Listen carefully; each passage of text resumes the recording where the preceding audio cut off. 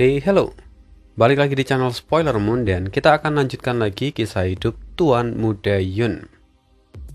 Sebelumnya sorry banget lur, ini aneh lagi dapat tugas dinas ke luar kota dan ya kita coba untuk rekaman sedapatnya.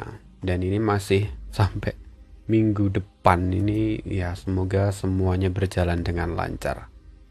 Ani tetap usahakan untuk memberikan semaksimal mungkin. Jadi langsung aja kita sambung kisah hidup Tuan Muda Yun di part 64. Di part terakhir, setelah Yun Xiao bicara dengan Ning Ge-yue, dia berpamitan untuk pergi. Tetapi tiba-tiba ada seseorang yang menghentikan dia. Siapa orang itu? Rupanya dia adalah Ruan Yuanxi, pemimpin kepala keluarga Ruan saat ini. Sebelumnya, Ruan Yuanxi menyadari fenomena singgasana telah berakhir, yang artinya proses pewarisan juga telah selesai. Dia dengan cepat bergegas ke pavilion angin dan bulan. Saat dia melihat Yun Xiao hendak pergi, buru-buru dia menghentikan Yun Xiao. Ning Ge-yue mengerutkan kening. Tuan Yuanxi, tidak ada teknik bela diri di dalam singgasana itu. Aku bisa membuktikannya. Ruan Yuanxi mengerutkan kening. Kakek Yue, bagaimana bisa kau percaya begitu saja dengan apa yang dia katakan? Meski aku tidak tahu hubungan kalian, tapi ada hal mendesak yang harus kuselesaikan dengan orang ini. Bukan tentang warisan di dalam singgasana itu, tetapi aku menghentikan dia karena alasan lain. Di luar, formasi pengunci Taihua telah rusak, dan Ai Girine dan juga 3 saudara Gou telah menghilang. Apa yang terjadi? Ning Ge-yue mengerutkan kening. Auranya hampir tak terkendali. Wajahnya pun menjadi gelap. Ruan Yuanxi menatap ke arah Yun Xiao dan dengan dingin berkata, "Kita harus bertanya padanya supaya lebih jelas." Ruan Yuanxi lalu menceritakan semua yang telah disampaikan Ruan Ziling padanya. Lalu dia menambahkan, karena itu sekarang hanya Li Yun Xiao yang tahu keberadaan dari Ai Girine serta ketiga saudara Gou. Yun Xiao mendengarkan semuanya dengan tenang, tak menyangkal sedikit pun. Dia berkata, "Rencana putramu untuk menyakitiku telah gagal, dan sekarang kau bersikap seolah-olah aku berhutang sesuatu pada putramu." Tuan Ruan Yuanxi, kekuatan keluarga Ruan memang unggul, tetapi logikamu juga patut diacungi jempol. Hari ini aku belajar banyak darimu. Mendengar itu wajah Ruan Yuanxi memerah. Malu diolok-olok oleh seorang junior. Dia mendengus. Apapun yang kau katakan, kau tetap tak akan lepas dari masalah ini. Ning Ge-yue menatap Yun Xiao serius. Yun Xiao, benda itu sangat penting bagi kota bulan merah dan juga bagiku. Bahkan, benda itu berhubungan dengan kehidupan dan kematian ayahku. Aku harus menemukan benda itu apapun yang terjadi. Yun Xiao sedikit terkejut. Oh, mantan penguasa kota bulan merah. Rupanya dia adalah ayahmu yang menghilang karena Ai Girine.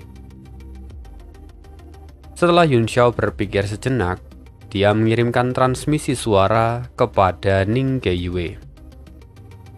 Ai Girine ada di tanganku, tapi aku tak bisa mengembalikannya sekarang. Aku akan menyerahkannya padamu dalam waktu 1 bulan. Ketika alam ilahi terbuka, aku akan datang lagi. Mendengar itu, Ning Ge-yue mengerutkan kening. Tapi kemudian dia mengangguk. Satu kalimat itu saja sudah cukup menunjukkan rasa kepercayaan penuh pada Yun Xiao. Ruan Yuanxi mengerutkan kening saat melihatnya. Tiba-tiba, seberkas cahaya lain melesat dari bawah dan mendarat di pavilion angin dan bulan. Sosok itu adalah Ning Hangfeng. Dia tertegun melihat kerumunan itu dan kemudian berkata, "Kakak kedua, kabar buruk. Nona muda Ruobing hilang." Semua yang ada di sana tercengang. Ning Keiyue mengerutkan kening. "Hilang? Bagaimana mungkin? Apa gadis kecil itu begitu hebat sampai-sampai dia bisa lolos dari pengawasanmu? Tampaknya posisimu perlu dipertanyakan." Ning Hangfeng tersenyum pahit. Nona Ruobing sebelumnya pergi ke gerbang kota dan dia ingin melakukan teleportasi. Tetapi ia dicegah dan kemudian dia pergi ke sebuah restoran. Di sana dia bertemu dengan 2 orang asing. Setelah mereka minum beberapa gelas, mereka tiba-tiba menghilang. Padahal di sana ada 3 orang martial Sofragen yang sedang mengawasi. Ketika 3 orang ini memeriksa, di sana tidak ada satupun jejak yang tertinggal. Mendengar itu Ruan Yuanxi terkejut. Dia tak menyangka hal semacam ini akan terjadi di situasi yang genting. Ning Keiyue lalu berkata, "Jangan khawatir, bahkan jika pertempuran sudah berakhir, Ruobing tidak perlu menunjukkan wajahnya. Semua teknik melarikan diri dapat dilacak. Tetapi kedua orang asing itu tampaknya cukup kuat. Sekarang yang membuatku khawatir adalah keselamatan Ruobing. Sekarang segera aktifkan formasi pelindung kota. Kita akan bisa mendeteksi siapapun yang masuk melalui udara. Pada saat yang sama, kirimkan juga para ahli untuk menjaga gerbang kota. Tidak seorang pun diizinkan untuk pergi. Tuan Yuanxi, aku sudah punya rencana untuk Aegirine. Tolong, kirimkan orang untuk mencari Ruobing sekarang." Ruan Yuanxi terkejut. Dia menatap Yun Xiao sejenak lalu berkata, "Karena saudari Keiyue berkata begitu, maka aku tidak khawatir. Aku akan mengirim orang untuk menyelidiki ini. Tetapi kota bulan merah terlalu luas, jadi ini pasti akan sedikit merepotkan." Setelah itu, Ruan Yuanxi dan juga Ning Hangfeng segera berubah menjadi cahaya dan meninggalkan tempat itu. Yun Xiao lalu berkata, "Aku tidak bisa membantu mencarinya. Aku tidak akan mengganggu lagi." Ning Keiyue mengangguk. "Baiklah, kalau begitu ambillah liontin giok ini. Dengan liontin ini kau boleh meninggalkan gerbang kota. Aku harap kau bisa mengembalikan Aegirine tepat waktu dalam 1 bulan." Yun Xiao mengangguk. "Tentu, aku akan melakukannya." Yun Xiao lalu berubah menjadi seberkas cahaya dan pergi. Ning Keiyue menatap sosoknya yang menghilang. Wajahnya seketika menjadi serius. Saat ini, Yun Xiao tidak langsung meninggalkan gerbang kota. Dia pergi menuju arena kompetisi bela diri untuk mendapatkan lempeng besi yang ada di tangan Ruan Zimao. Sesampainya di sana, alun-alun penuh sesak dengan orang-orang. Yun Xiao kini tidak bisa terbang. Jadi setelah dia mendarat, dia pun mulai menerobos kerumunan. Di garis depan terlihat Ruan Zimao sedang menunggu, menatap para peserta dengan mata dingin. Kedua petarung muda kini bertarung di atas arena, memancing sorak-sorai dari para penonton. Tiba-tiba Yun Xiao berhenti. Dia melihat sosok yang dia kenal di tengah-tengah kerumunan. Melihat seseorang itu, jantungnya berdebar cepat. Orang itu tidak lain adalah Tang Jie dari guild dagang Four Paw. Apa yang dia lakukan di sini? Mungkinkah dia juga mengikuti kompetisi bela diri ini dan ingin merebut posisi pertama? Yun Xiao mengerutkan kening. Dia mulai menilai situasi. Li Yi dan Li saat ini ada di penjara bawah tanah. Kalau Tang Jie ada di sini, artinya Sang dan yang lain pasti juga tahu tentang kondisi Li dan juga Li Yi. Dengan karakter Sang, aku khawatir dia akan membobol penjara bawah tanah. Aku tidak tahu bagaimana mereka mengaturnya, tetapi ini mungkin saat yang tepat untuk menyingkirkan para iblis ini dengan bantuan kota bulan merah. Jejak dingin melintas di mata Yun Xiao. Dengan jentikan jarinya, angin kencang melesat dari tangannya. Angin itu langsung menuju bagian belakang kepala Tang Jie. Cetak! Siapa ini? Tang Jie terkejut. Saat angin itu mengenai bagian belakang kepala Tang Jie, dia langsung menoleh dengan tatapan tajam. Di sana, Tang Jie menemukan sosok Yun Xiao yang tampak tenang sambil tersenyum. Li Yun Xiao? Tang Jie tampak menarik nafas dingin. Matanya menyala penuh dengan amarah. Yun Xiao mengirimkan telepati. Kau telah melakukan banyak hal buruk di kota Song Yue, tapi aku tak pernah marah. Mengapa sekarang kau marah hanya karena angin kecil itu? Tang Jie mengulurkan jarinya. Dia berkata, tepat waktu. Aku baru saja mencapai kemajuan besar dalam kekuatan ilahiku. Senang sekali kau ada di sini. Aku jadi punya kesempatan untuk menguji kekuatanku. Dia mendorong kerumunan lalu melangkah ke arah Yun Xiao. Orang-orang di sekitar Tang Jie menatapnya dengan penuh amarah. Mereka mengumpat dan menciptakan keributan. Melihat itu, Yun Xiao kembali berkata, "Kalau kau ingin bertarung denganku, ikutlah denganku," kata Yun Xiao sambil tersenyum. Dia lalu berbalik dan melangkah pergi. Tang Jie lalu mengikutinya dari belakang. Dalam waktu singkat, keduanya meninggalkan pusat kota dan tiba di tempat yang sepi. Baru saat itu, Yun Xiao berhenti dan menatap Tang Jie dengan tersenyum. Seluruh dunia kini mencarimu, tapi kau benar-benar berani muncul di depan umum. Setelah aku pergi hari itu, apakah yang lain mati di tanganmu? Tang Jie tampak menyilangkan tangan di depan dada. Mereka hanyalah sekelompok orang tua keras kepala. Apa gunanya mereka hidup? Maka mati adalah pilihan terbaik. Yun Xiao sedikit tercengang. Dia berkata, "Bagaimana bisa kau begitu sombong? Sebelumnya Li Yi juga terlihat persis seperti dirimu. Memang, burung dengan jenis yang sama akan terbang ke arah yang sama." Tang Jie langsung berteriak, "Jangan bandingkan aku dengan bocah mesum itu. Dia hanyalah badut.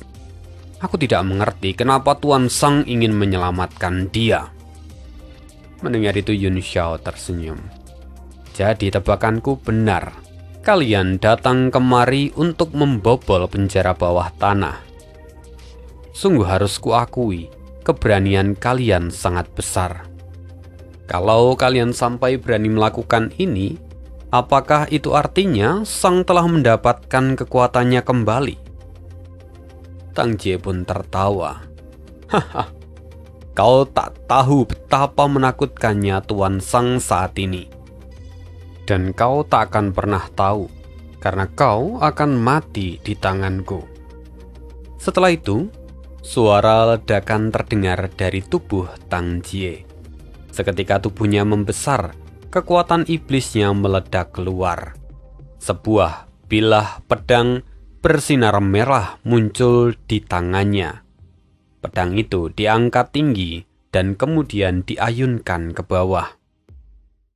Sinar bilah pedang itu membentuk retakan seperti salib di langit, meluas dengan cepat dan menyelimuti Yun Xiao. Mata Yun Xiao menyipit. "Kau rupanya telah naik ke bintang 2. Kau memang punya modal untuk sombong. Tetapi yang paling menarik adalah ketidaktahuanmu yang murni. Itu sebabmu bertindak tanpa rasa takut. Meskipun gegabah, tampaknya ini jalan yang bagus untuk kultivasimu." Tubuh Yun Xiao bersinar kehijauan. Dalam sekejap dia berubah menjadi kilatan petir. Dia menghindari serangan Tang Jie dengan mudah dan mendarat dengan tubuh yang tak tergores sedikit pun. Melihat itu Tang Jie mengejek, "Transformasi petir. Beraninya kau menggunakan trik lama itu di depanku. Di bawah Ki Kaisar, teknik cabulmu itu akan hancur dalam sekejap." Tubuhnya retak dan berubah drastis. Cahaya lembut memantul dari kerangka Tang Jie. Auranya hangat seperti giok dan memancarkan cahaya yang dahsyat. Melihat itu, mata Yun Xiao terpaku. "Apa kau bahkan mengubah tulangmu? Pantas saja kau bisa melakukan terobosan dengan begitu cepat. Tetapi sayang sekali, kau yang hanya mencari kekuatan, bahkan tak lagi menginginkan tubuh manusiamu. Sungguh, kau terlihat menyedihkan." "Tubuh manusia?" Tang Jie tertawa terbahak-bahak. "Jika seseorang melangkah ke alam dewa, dia dapat mengubah tubuhnya menjadi apapun yang dia mau. Apa bedanya dia menjadi manusia ataupun iblis? Semua itu hanyalah bentuk dari cangkang kosong. Seni bela diri sejati adalah bagaimana cara menjadi abadi." "Li Yun Xiao, dalam hal ini kau masih tertinggal jauh di bawahku." Mendengar itu Yun Xiao menghela nafas.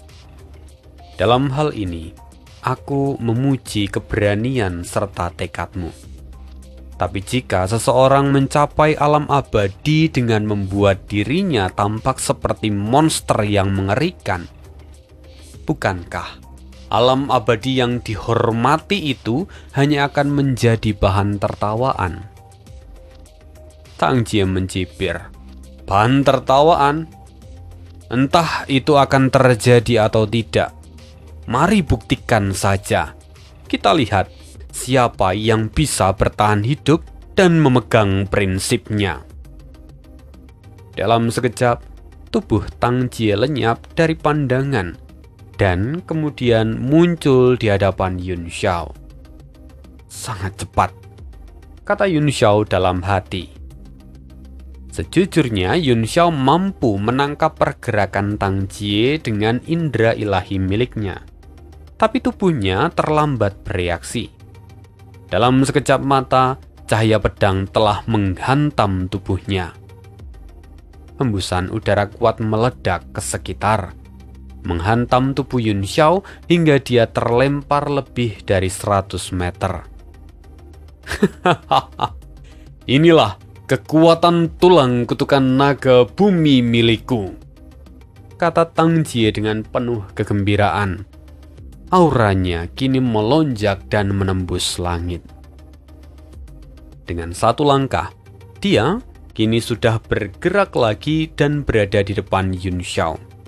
Dengan satu ayunan, Tang Jie menebas Yun Xiao lagi. Cahaya dingin berkilat di mata Yun Xiao. Sebilah pedang es muncul di tangannya dan langsung menahan serangan dari Tang Jie. Dua artefak tingkat 9 berbenturan keras. Cahaya pedang milik Tang Jie memecah hawa dingin yang melapisi pedang Yun Xiao. Tekanan luar biasa menekan tubuh Yun Xiao. Lengannya seakan mati rasa. Tubuhnya kembali terpental jauh. "Ini menyenangkan, sangat menyenangkan."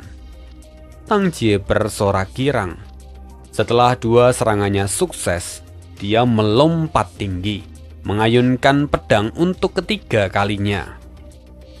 Meski darah dan Qi Yun Xiao bergejolak hebat, wajahnya tetap tenang. Dia membuat segel dengan satu tangan. Di antara alisnya, mata surgawi terbuka. Api menyala dan membentuk Phoenix.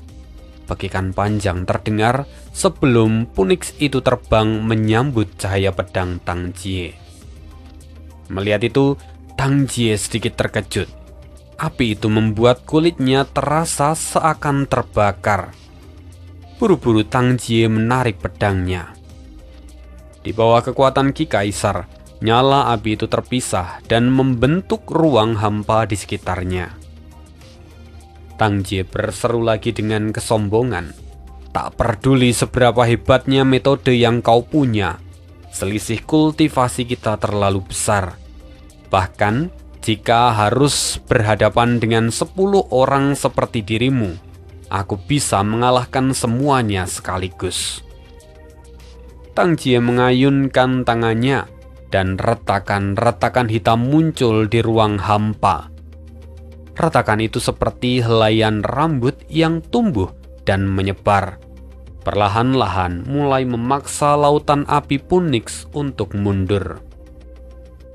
Yun Xiao berdiri di udara dan mencibir. Badai kecil segera berputar di telapak tangannya. Lalu dengan satu gerakan, dia melemparkan angin itu ke bawah. Lalu, sebuah tornado raksasa terbentuk, menyapu segala sesuatu yang ada di sana. Angin melintas, api yang sebelumnya ada di sana pun meledak. Tornado itu menerjang tubuh Tang Jie dan melahap seluruh retakan hitam dalam sekejap. Apa ini? Tang Jie pun terkejut. Dia segera mengayunkan pedang merahnya. Kekuatan iblisnya meledak keluar, berubah menjadi penghalang energi yang melindungi tubuhnya. Tornado api itu mengamuk dari langit, menghancurkan sekitarnya, tapi tetap tak mampu menembus pertahanan dari Tang Jie.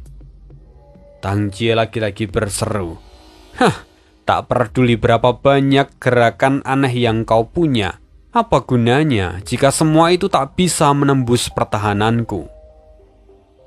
Yun Xiao mencibir. Sama sekali dia tidak menggubris kata-kata Tang Jie. Ia lalu menyingkirkan pedang es di tangannya, dan kedua telapak tangannya mulai membentuk segel dengan cepat.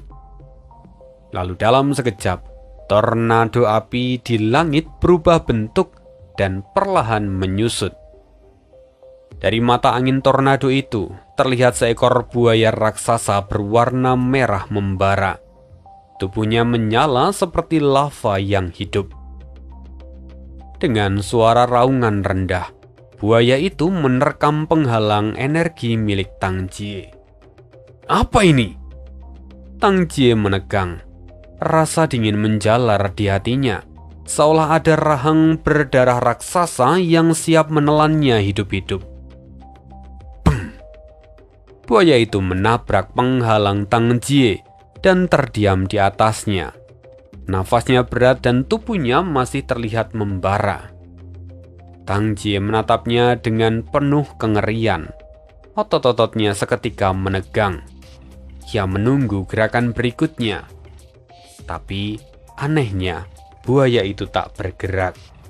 Mata Tang Jie mengecil saat dia akhirnya sadar bahwa makhluk itu tampaknya kini tertidur. Melihat buaya itu tertidur, Yun Xiao menjadi kesal. Dia berteriak sambil mengangkat tangannya. Lalu sebuah lonceng kuno muncul dalam genggamannya. Nada yang berat menggema keluar. Getarannya membuat ruang di sekeliling mereka bergetar hebat. Di saat yang sama, tubuh buaya itu ikut bergetar. Dan sebelumnya dia yang tertidur akhirnya terbangun. Buaya itu meraung dengan penuh amarah, kembali menggigit penghalang Tang Jie dengan kekuatan yang brutal. Bum! Suara dentuman mengguncang langit. Penghalang iblis Tang Jie hancur berkeping-keping. Tubuhnya lalu terpental ke belakang dengan wajah yang memucat. Keringat dingin mulai membasahi pelipisnya. Jantungnya berdegup kencang, bahkan Yun Xiao bisa mendengarnya. Ki iblis yang pekat menyembul keluar dan berubah menjadi sepasang sayap hitam di punggung Tang Jie. Di antara bulu-bulunya kilatan petir menyambar-nyambar, dan dalam sekejap tubuhnya menghilang dari mulut buaya itu, lalu melesat mundur ratusan meter.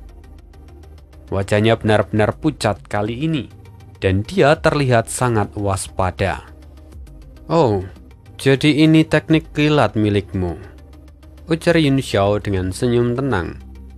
Dia lalu menjentikkan jarinya. Seketika buaya api itu meledak di udara dan menghilang tanpa jejak. Wajah Tang Jie tampak muram. Aura buaya itu terlalu menakutkan. Yun Xiao tersenyum tipis. "Kenapa? Apa kau sudah menyerah? Di mana semua kesombonganmu tadi?" Tang Jie membalas, "Memangnya berapa lama kau bisa mengendalikan makhluk seperti itu dengan kekuatanmu sekarang? Tunggu saja, kau hanya akan mati seiring berjalannya waktu." Namun, di balik cara bicara Tang Jie, wajahnya perlahan menjadi serius. Detak jantungnya berdentum semakin keras, dan setiap detakan menimbulkan riak energi iblis yang mengguncang udara. Auranya meningkat pesat. Tekanan Tang Jie seketika berubah total. Dia dalam sekejap mata telah menembus celah 1 bintang dan mencapai bintang 3. "Ini luar biasa," Tang Jie berseru dengan suara gila. "Ini adalah hati 9 lubang milikku. Li Yun Xiao, apa kau gemetar sekarang? Aku kini seorang martial Sovereign bintang 3. Dengan kekuatan dan kecepatanku ini, aku bisa menghancurkanmu seperti seekor anak anjing." Dalam sekejap, sosoknya menghilang. Tanpa meninggalkan jejak sedikit pun, Tang Jie muncul tepat di hadapan Yun Xiao seperti melakukan teleportasi. Dan kemudian pedangnya menebas ke bawah dengan kekuatan yang dapat membelah langit. Yun Xiao mengeluarkan cermin awan senja dan melambaikannya ke depan tubuhnya. Sinar memancar dari cermin itu dan menyapu Tang Jie, membekukan ruang yang ada di sekitarnya. "Apa? Penjara spasial?" Tang Jie pun terkejut. Kecepatan ayunan pedangnya seketika melambat. Ia meraung dan energi iblisnya meledak, menghancurkan segel cahaya itu. Suara Yun Xiao terdengar tenang. "Kekuatan yang besar dan kecepatan yang mengerikan. Aku sungguh terkesan.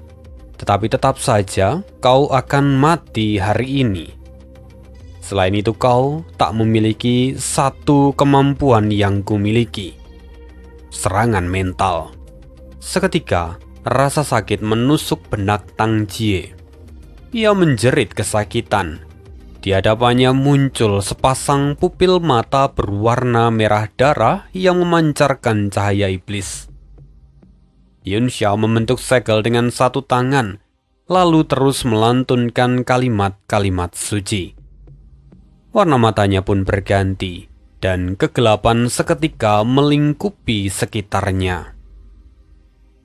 "Aku akan mengamati dari pinggir," kata Yun Xiao dengan tenang. Tang Jie tersentak.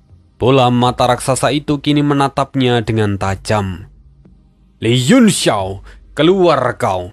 Keluar kalau kau memang berani!" Tang Jie berteriak putus asa. Tetapi tak ada jawaban. Bola mata besar itu terus memancarkan tekanan aneh dan membuat kepala Tang Jie pusing. Nafasnya pun tersendat. Dia belum berpengalaman melawan ilusi tingkat tinggi seperti ini. Di dalam kegelapan ilusi itu, bola mata meregang, lalu sosoknya berubah menjadi Yun Xiao. Yun Xiao akhirnya berdiri di depan Tang Jie yang saat ini jiwanya terjebak di dalam ilusi. Dengan 1 tangan, Yun Xiao mulai membaca ingatan milik Tang Jie. Sayangnya, Kekuatan jiwa yang diperlukan untuk melakukan pembacaan ingatan ini terlalu banyak. Dalam waktu singkat, Yun Xiao tersentak mundur oleh dorongan bawah sadar dari Tang Jie. Tubuh Tang Jie melemah dan ia terpelanting mundur. Seketika kegelapan pun lenyap dan dunia kembali seperti sebelumnya. Meski Yun Xiao telah mendapatkan banyak informasi, tetapi Yun Xiao segera mundur dengan transformasi petir. Hal ini karena dia telah menghabiskan sebagian besar kekuatan jiwanya. Kalau dia tetap berada di sana, akan sulit untuk melawan Tang Jie. Sementara itu Tang Jie pada akhirnya bangun. Jiwanya masih sedikit terguncang oleh pengalaman sebelumnya. Lalu ketika dia melihat Yun Xiao melarikan diri, Tang Jie segera merentangkan sayapnya dan mengejar Yun Xiao. Keduanya sama-sama menggunakan transformasi dari jalur petir. Tetapi perbedaannya sangat mencolok. Tang Jie mengandalkan sepasang sayap petir yang ia miliki, sementara Yun Xiao adalah transformasi petir sejati. Dalam hal kecepatan, Yun Xiao lebih unggul dan dia berhasil lolos dari Tang Jie. Bajingan!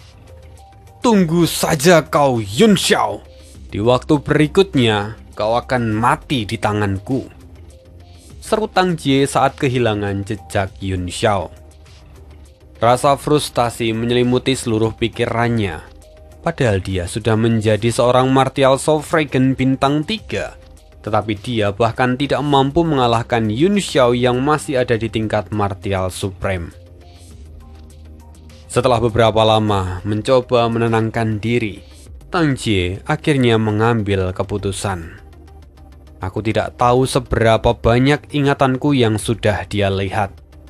Jika masalah kuil dagang Forpol sampai terungkap, nasibku akan selesai. Aku tidak boleh membiarkan dia hidup. Aku harus segera menemui Tuan Sang dan kemudian mengatur rencana untuk membunuh Yun Xiao. Tang Jie sudah tidak peduli lagi pada kompetisi bela diri. Dia segera mengepakkan sayapnya dan terbang menuju penjara bawah tanah.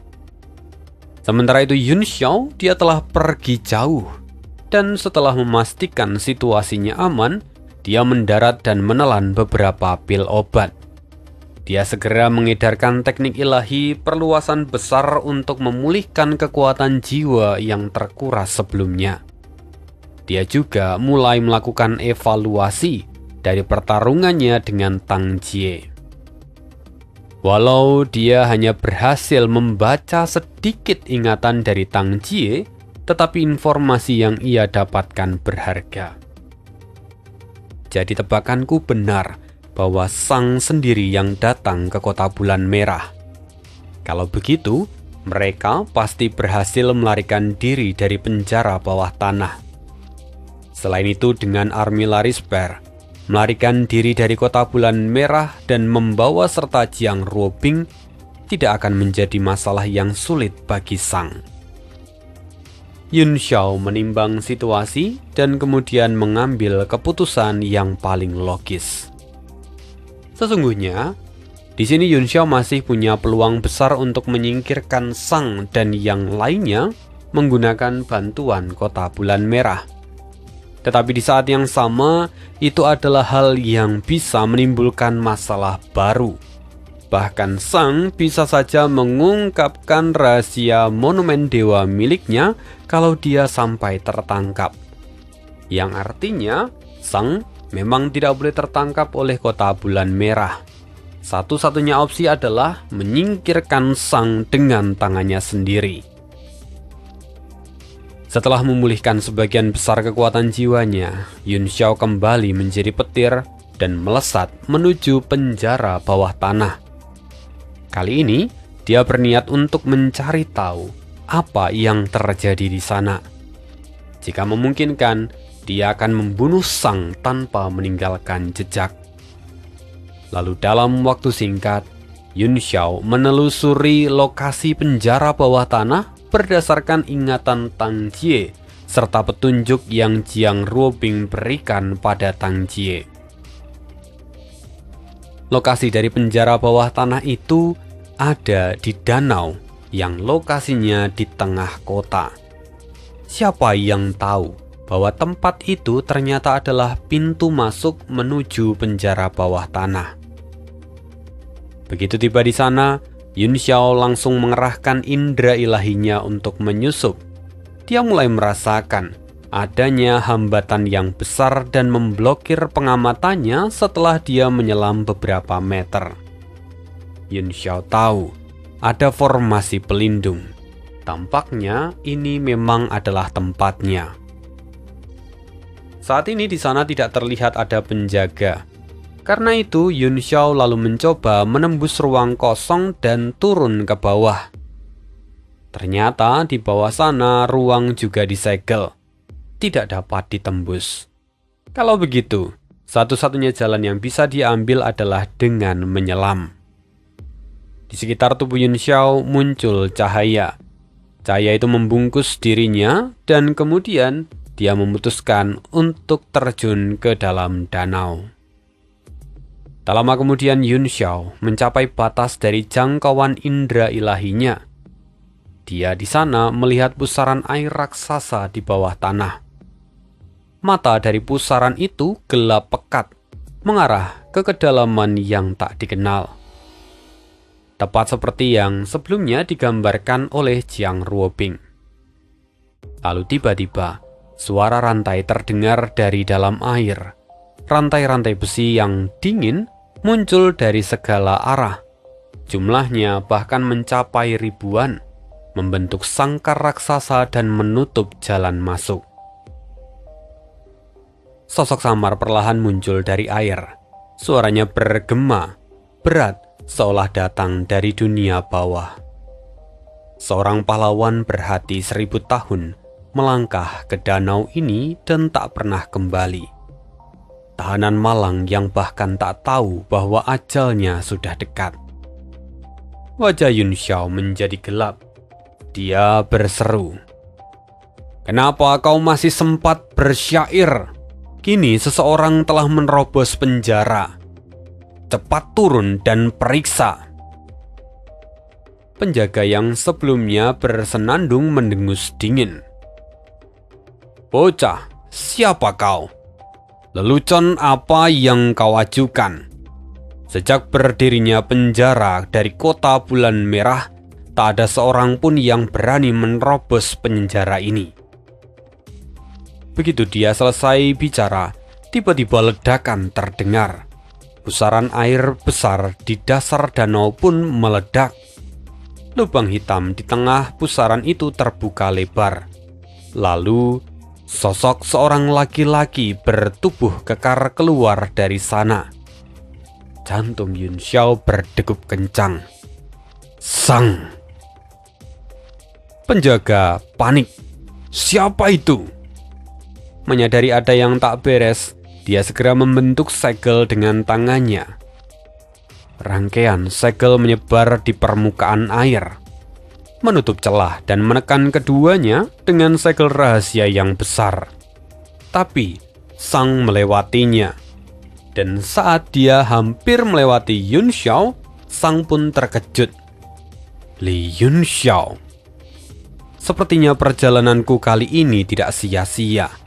Karena kau ada di sini, ikutlah denganku. Sang langsung bergerak dan menyerang Yun Xiao. Melihat itu hati Yun Xiao bergetar. Segel itu mengandung Ki Kaisar yang sangat kuat. Kalau dia tak segera menahannya, hantaman berikutnya pasti akan melumpuhkan dirinya. Saat Sang melangkah maju, Yun Xiao menghunuskan pedang es dan mengayunkannya. Udara dingin melonjak dari bilah itu. Dalam sekejap, lebih dari separuh danau berubah menjadi es. Dari kejauhan, permukaan beku tampak seperti sebuah lotus raksasa. Sang dan juga ribuan rantai yang mengelilinginya terhenti di udara dan membeku seperti patung. Yun Xiao mengayunkan pedangnya lagi dan berkata, ribuan lotus berubah menjadi pecahan giok. Lotus es itu hancur berkeping-keping menjadi ratusan juta partikel kristal yang berhamburan. Kilauan dingin terpancar. Pecahan kristal segera memenuhi udara. Segel itu memang tak bisa menghentikan kejatuhan, tetapi berhasil mengulur waktu. Beberapa es mendarat di tubuh Sang, tetapi hanya seperti gerimis dan tak mampu menembus kulitnya. Kemudian Yun Xiao segera mengeluarkan cermin awan senja, yang mana cermin itu segera berubah menjadi pelindung di depannya. Sang mengangkat tangannya, mengepalkan tinjunya, lalu energi dikumpulkan dan pukulan pun dilepaskan. Kabum! Pukulan itu sama sekali tak melukai Yun Xiao. Saat itulah rantai-rantai di dalam air mulai menari seperti ular yang terbangun. Gelombang fluktuasi energi unsur memancar dari logam-logam itu. Rantai itu segera melilit, berputar, lapis demi lapis dan mengunci keduanya. Sang, di mana Jiang Ruobing? Kau berani menerobos penjara bawah tanah dan menangkap gadis itu. Apa kau kira kau bisa lolos dari kota bulan merah setelah melakukan ini? Kata Yun Xiao. Suara dari dalam air seketika bergetar. Pupil penjaga penjara mengecil ketika mendengar apa yang Yun Xiao katakan. Setelah itu dia segera membentuk segel. Dengan kedua tangannya, dia mengalihkan arah putaran dari rantai-rantai itu. Semua rantai itu kini mencoba melilit Sang. Prajurit itu berseru, "Nak, apa yang kau katakan?" Yun Xiao tiba-tiba melambaikan tangannya. Tak perlu banyak bertanya, kita sekarang ada di pihak yang sama. Penjaga itu mengerutkan kening. Tetapi dari apa yang Yun Xiao katakan, Sang pasti terhubung dengan operasi penculikan Jiang Ruobing. Ini adalah masalah yang serius, pikir penjaga itu. Apalagi saat ini rekannya yang baru saja masuk ke dalam juga tak kunjung kembali. Penjaga itu berseru pada Sang, "Di mana Yuan Fengping rekanku?" Mendengar itu, Sang tertawa. "Apa yang kau maksud adalah penjaga pembawa tombak? Kalau kau mau tahu, turunlah dan lihatlah sendiri." Mendengar itu, penjaga penjara menjadi murka. Rantai-rantai besi melilit Sang seperti sebuah sangkar. Tetapi sayang sekali, kekuatan Sang terlalu besar. Sang mendengus. Dari tangannya segera keluar sinar-sinar seperti ki pedang. Lalu puluhan berkas cahaya melesat dan memutus rantai-rantai yang mengikatnya. Dalam waktu singkat, semua rantai itu hancur berkeping-keping. Sang mengalihkan pandangannya tertuju pada Yun Xiao dan dia mengabaikan penjaga penjara yang sebelumnya. Penjaga itu kecewa karena diabaikan. Dia lalu memutuskan untuk mundur, supaya dia bisa mencari bantuan. Bagaimanapun ini adalah situasi yang genting. Orang asing tiba-tiba keluar dari dalam penjara bawah tanah, dan tampaknya dia juga berkaitan dengan hilangnya Jiang Ruobing. Ini adalah masalah besar yang harus dilaporkan. Atas dasar pemikiran ini, penjaga itu segera pergi dari sana. Sang tidak ambil pusing pada penjaga itu. Dia kini menatap Yun Xiao. Seringai tampak muncul di wajahnya. Yun Xiao tahu bahwa Sang telah memulihkan kekuatannya sehingga dia kini sudah berada di tingkat martial sovereign. Yang artinya Yun Xiao juga harus berhati-hati. Karena tingkatan kultivasi Sang tidak bisa diukur dengan tingkatan kultivasi biasa. Apalagi Sang juga memiliki army Larisper. itu adalah senjata tingkat transenden yang sangat sulit untuk dihadapi. Kemudian, Sang saat menatap Yun Xiao dia berkata, "Yun Xiao, kau juga memiliki kartu truf yang sama denganku. Jadi, kau juga adalah orang yang terpilih. Sekarang aku akan memberimu pilihan. Tunduklah padaku, atau kau akan mati hari ini." Ekspresi Sang tampak dingin. Kemudian, tidak berhenti di situ karena armillaris spear muncul di atas telapak tangan Sang. Dia seakan siap untuk menyerang Yun Xiao, bahkan jika harus bertarung habis-habisan. Di saat yang sama, Yun Xiao juga bukan orang yang datang tanpa keyakinan. Dalam sekejap kekuatan spiritualnya keluar dan menghalau energi Sang. Kekuatan yang bahkan mampu menandingi Ki Kaisar dari seorang martial Sovragen. Melihat itu wajah Sang berkerut. Dengan sinis dia berkata, "Harus kuakui kau memang berbakat. Apa kau sungguh tidak tertarik untuk melihat dunia di dalam bola duniaku?" Mendengar itu tatapan Yun Xiao menajam. Monumen dewa lalu perlahan muncul di telapak tangannya. Sungguh itu adalah tawaran yang menarik. Tapi aku khawatir pemandangannya terlalu indah sampai-sampai aku tak berani melihatnya. Keduanya kini memegang senjata tingkat transenden. Dua artefak yang kekuatannya cukup untuk mengguncang surga. Aura mereka saling bertabrakan, dan seluruh dasar danau pun ikut bergejolak. "Apa kau tak takut membuat keributan dan menarik perhatian dari kota bulan merah?" tanya Yun Xiao saat melihat Sang yang begitu bersemangat. Sang kemudian menjawab, "Pandanganmu memang tajam. Tetapi karena alasan itu juga, aku tidak berniat untuk mengulur waktu. Hanya satu serangan.